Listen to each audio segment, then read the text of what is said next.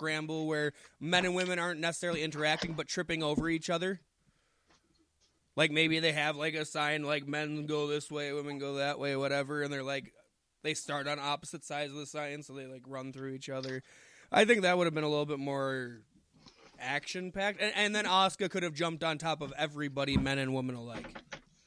Still wouldn't have made sense, but it would have been a better spectacle. But I mean, I hear what you're saying, and that obviously wouldn't be any worse than what they did. Nobody jumped off the Andre the Giant statue either, which is a huge missed opportunity.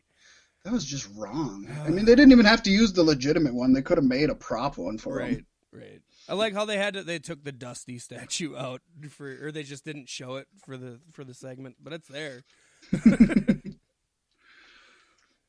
I guess.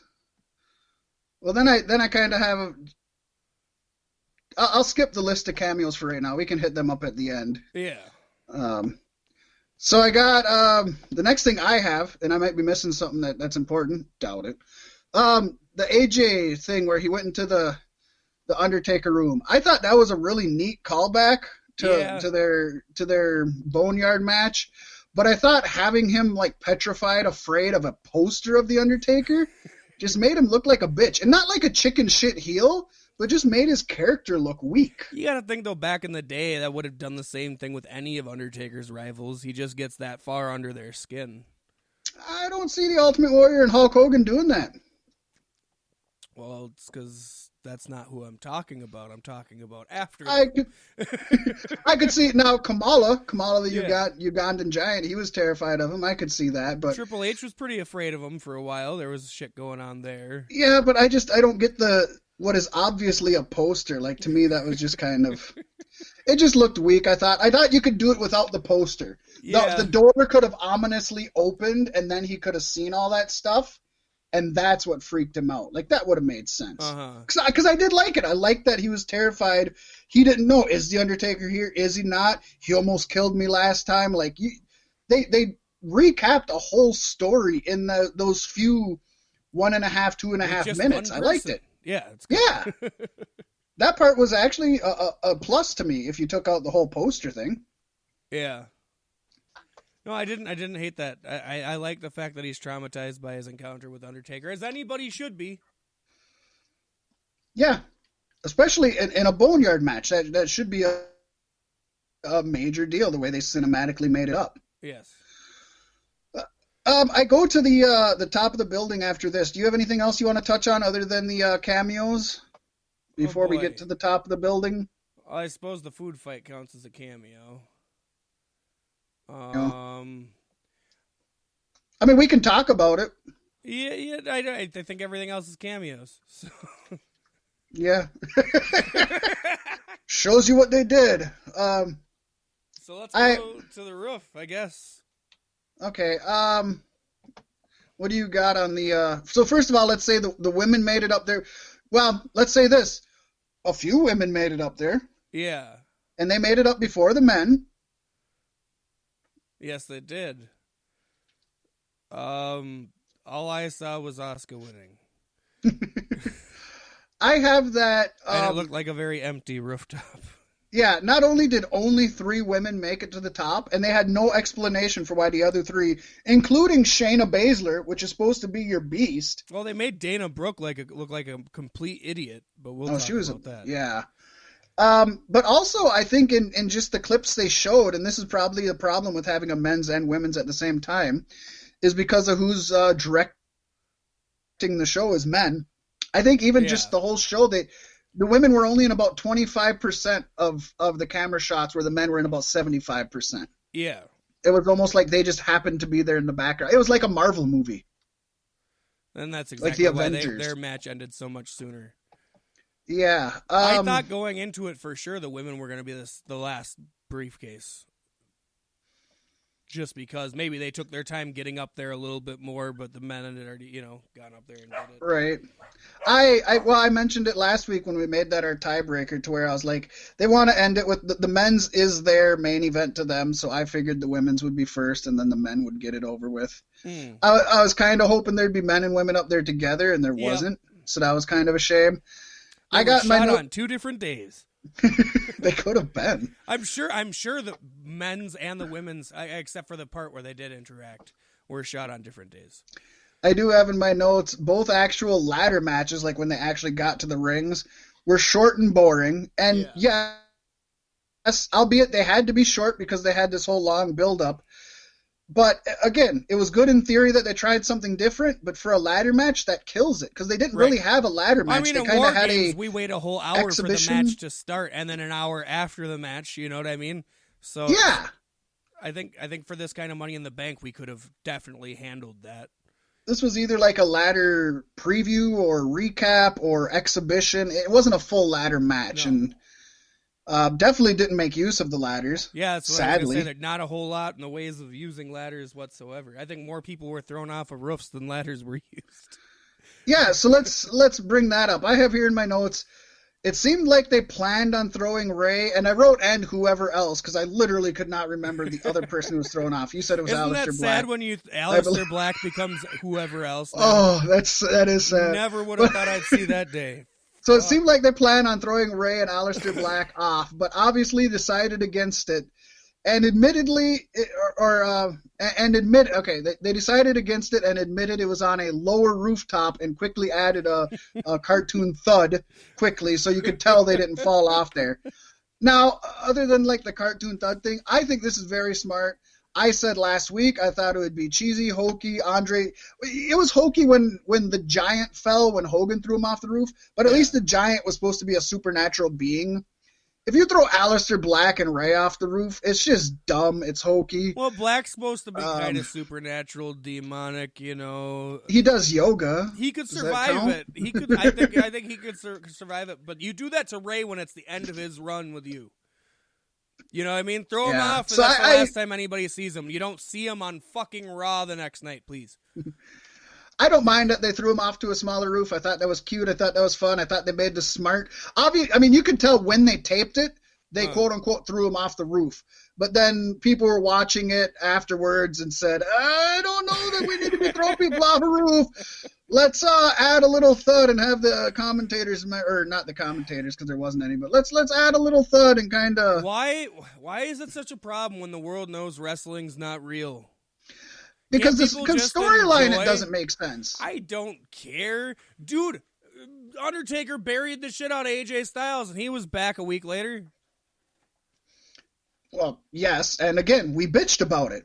Yeah, but... Well, so come on! So don't do it both ways. Do it one way and do it the right way. That's just making people be pissed because it's too extreme for them. They didn't do it the right way. They did it where somebody didn't get fucking killed and came back. Threw it off onto a roof 5 feet below this roof. Well, there's no different than throwing him off the ring onto the damn outside. If he would have jumped off the ladder, it would have been far more impressive. That's all I'm saying. Just off the ladder into the ring, that's a further height than that second roof. Shane McMahon wasn't there. Should have been. Stephanie was. Wink, wink. I'm going to end with 2 statements. One, no one stood out and no one advanced their character, at least to me. No. And I do put that... Go ahead. King Corbin got his heel heat from throwing people off the roof, I guess. Yeah, until they threw him off into a smaller roof. Yeah. Then he lost it. And then I do, I credit WWE for trying something different. And I really want to stress this. Nobody knows what to do right now, and they tried something different. And it could have been a home run, but it missed big time. It wasn't a home run. It was a swing and a miss. And we got to call them out on it. I'm glad they tried.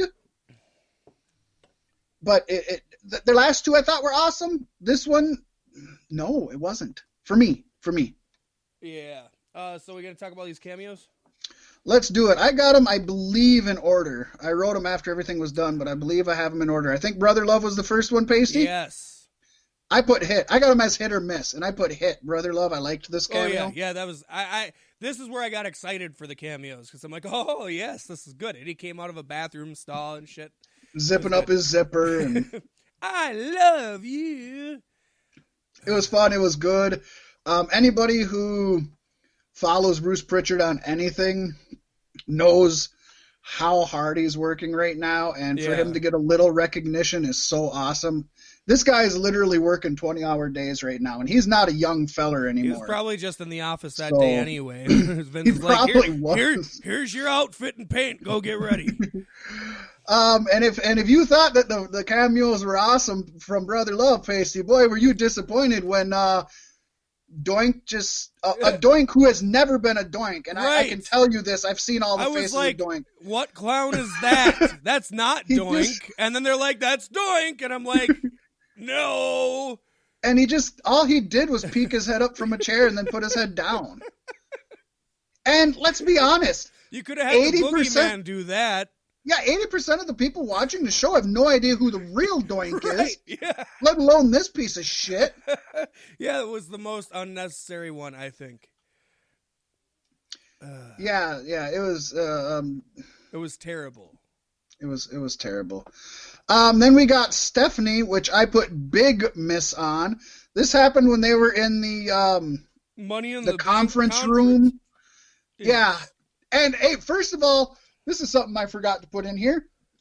When I seen Dana Brooke grab that briefcase, and it was a clear briefcase full of like these fake hundreds, I was like, that's so cool that they changed the Money in the Bank briefcase to look like this. This is awesome.